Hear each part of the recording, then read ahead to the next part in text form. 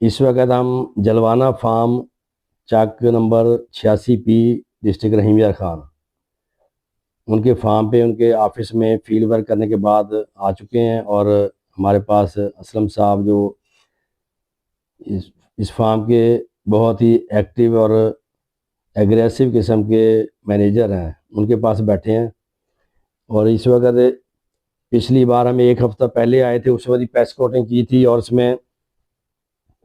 हमने ये चेक किया था कि इस वक्त हमारे पास जो बोरर्स हैं, स्पेशली स्टेम बोरर,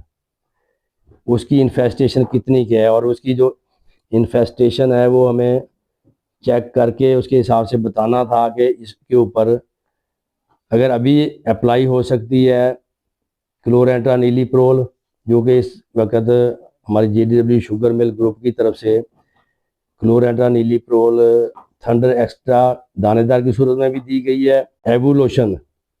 ये लिक्विड फॉर्म में फोलियर स्प्रे के लिए दी गई है और उसके बाद थंडर सुपर ये भी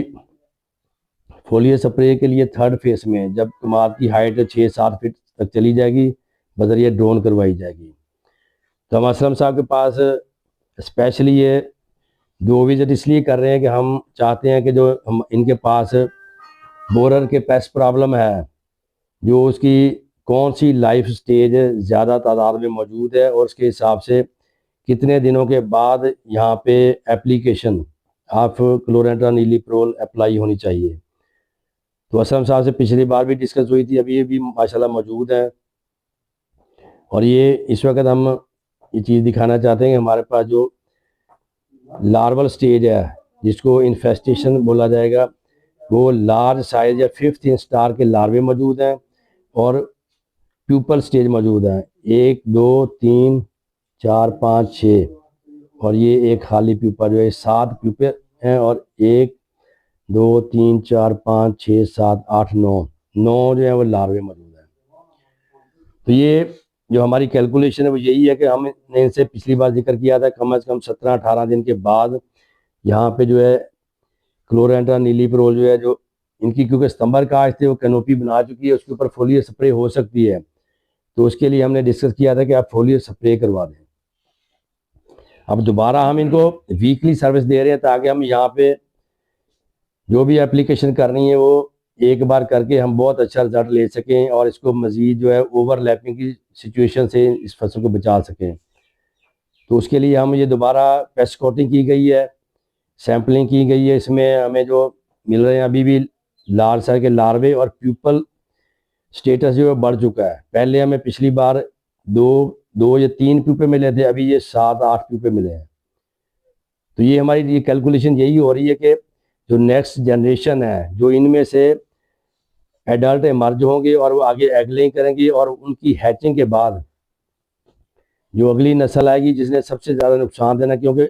ये अभी भी सैकड़ों में मिल रहे हैं, लेकिन इसकी जो अगली नस्ल है 350-400 एग लेइंग करेगी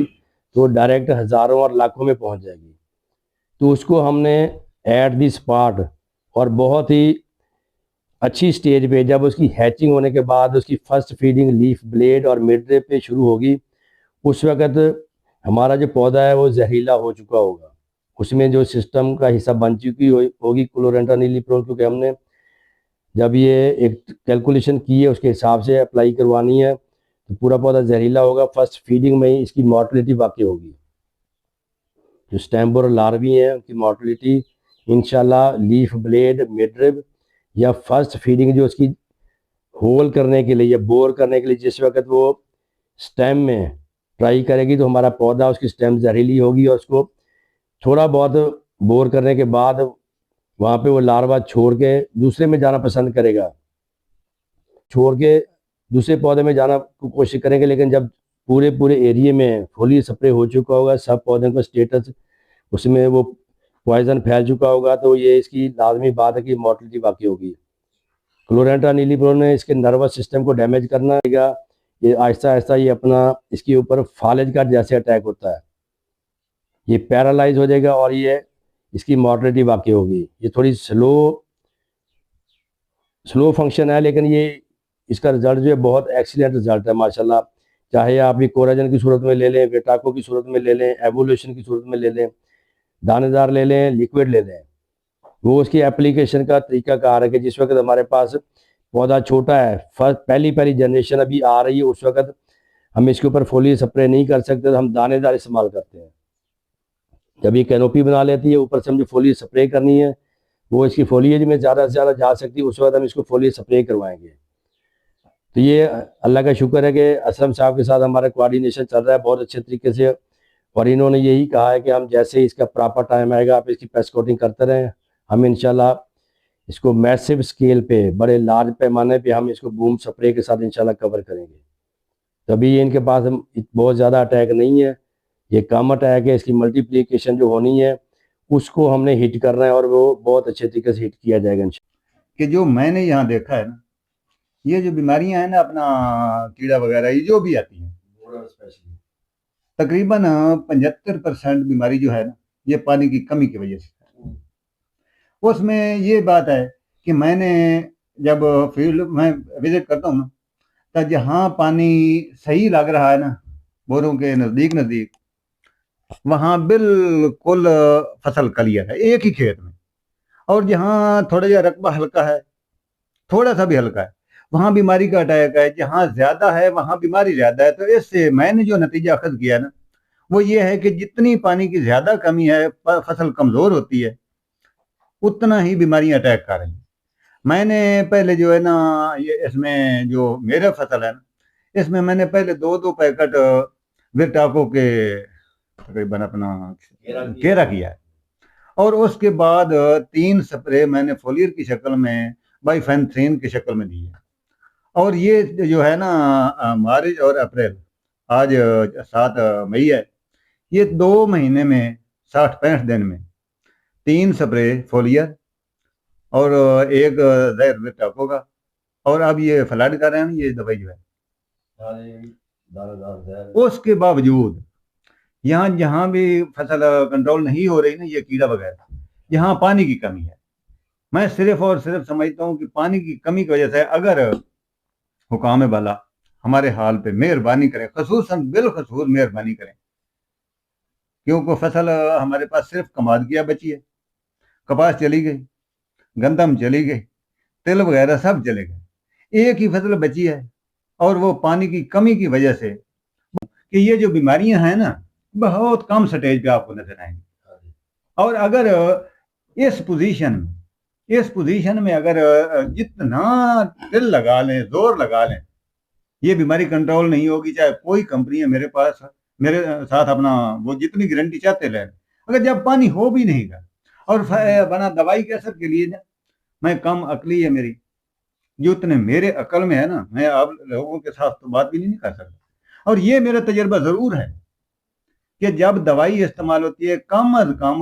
कम 15 से 20 दिन पानी का वतर तार रहना चाहिए। अगर फर्ज कीजिए आपने आला क्वालिटी की दवाई इस्तेमाल कर ली है, तो पानी का असर ज्यादा से ज्यादा इस 42-44 टेम्परेचर के साथ में जब पानी लगाते हैं, एक हफ्ते, ज्यादा से ज्यादा एक हफ्ता, उसके बाद पानी की नमी का असर खत्म हो जाता है। जब वो खत्म हो जाता है, बीमारी तो दोबारा आ जाती है। जो पहले पैसा इस्तेमाल किया है जाया, वो भी जाया हो गया, फसल भी जाया हुई। लिहाजा बात को खत्म इसी पे करते हैं कि आप हमारे हाल पे जितना हो सके किसान पे इतना तो रहम करें कि पानी तो उसको दे दें। अभी आपके सामने मोहम्मद असलम साहब जलवाना फार्म के जो मैनेजर हैं, वो जो अपने प्रॉब्लम्स हैं ख़ास तौर पर गन्ने की फसल को काश्त करने के लिए, और उसमें जो जो प्रॉब्लम्स आते हैं, स्पेशली जो पेस्ट हैं, इंसेक्ट पेस्ट हैं, जो वीड पेस्ट है, उनको कंट्रोल करने के लिए और गन्ने की फसल को पालने के लिए जो अहम तरीन है वो पानी है। और वो जिस तरह से वो जिक्र कर रहे थे कि पानी के बगैर हम किसी किस्म की कोई भी सिस्टमिक दानेदार की सूरत में हो, चाहे फोलियर की सूरत में हो, वो उस वक़्त ही हम कर सकते हैं जिस वक़्त हमारे पास पानी मौजूद हो। हम पानी दे के उसका जो सिस्टम है, फोटोसिंथेसिस का प्रोसेस है, खुराक बनाने का अमल है, जो भी हमने खाद देनी है, दानेदार जहर देनी है, जो ज़मीन से उसने मादनियात लेनी है, वो पानी के ज़रिए सिस्टम चल रहा है।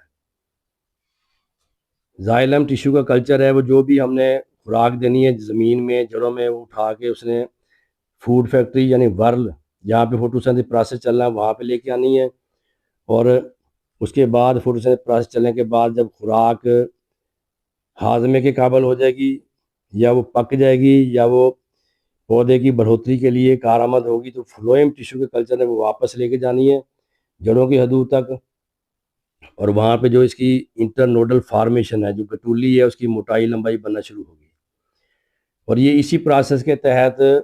जो भी हमने जहर अप्लाई करना है, अगर हमने दानेदार जहर दिया है तो जड़ों ने उठा के वर्ल तक लेके आना, और फोटोसिंथेसिस प्रोसेस जो है खुराक बनाने के अमल में उसमें मिक्स हो के पूरे पूरे पत्तों को और जड़ों तक उसने मुतासर करना है, जहरीला करना है। और जो ऊपर से स्प्रे करेंगे वो भी खुराक का हिस्सा बनेगा, वो डायरेक्ट फोलिएज में पत्तों के ऊपर स्प्रे किया जाएगा और वो जज्ब होने के बाद फिर वही सिस्टम अपना चलाएगा, खुराक के साथ पूरे पौधे में जहरीला हो सकेगा। तो लिहाजा अच्छा कंट्रोल करने के लिए एक ही तरीका है कि हमारे पास जो पानी है जिसने हर सिस्टम को, गन्ने के हर सिस्टम को या दूसरी फसलों के हर सिस्टम को चलाना है, उसका होना ज़रूरी है, और ख़ास तौर पर नहरी पानी का। तो लिहाजा जो पक्के के इलाके हैं जहाँ पे नहरी पानी की शॉर्टेज है, 12 बंदियों का हिसाब किताब है, और वहाँ पे जो ज़मीनी पानी है वो उसमें नमकियात मौजूद हैं, वो फसलों को पालने के काबिल नहीं है, बल्कि उनको अगर फसलें हमारी मर रही हों और बहुत ज़्यादा झुलसाव का शिकार हो चुकी हों और ये ख़तरा हो कि हमारी फसल अब ये बिल्कुल डैमेज हो जाएगी, तो उस वक़्त भी हम वो पानी लगा के उसको मॉइस्चर बनाने के लिए इस्तेमाल नहीं कर सकते। चलो एक बार लगा के उसको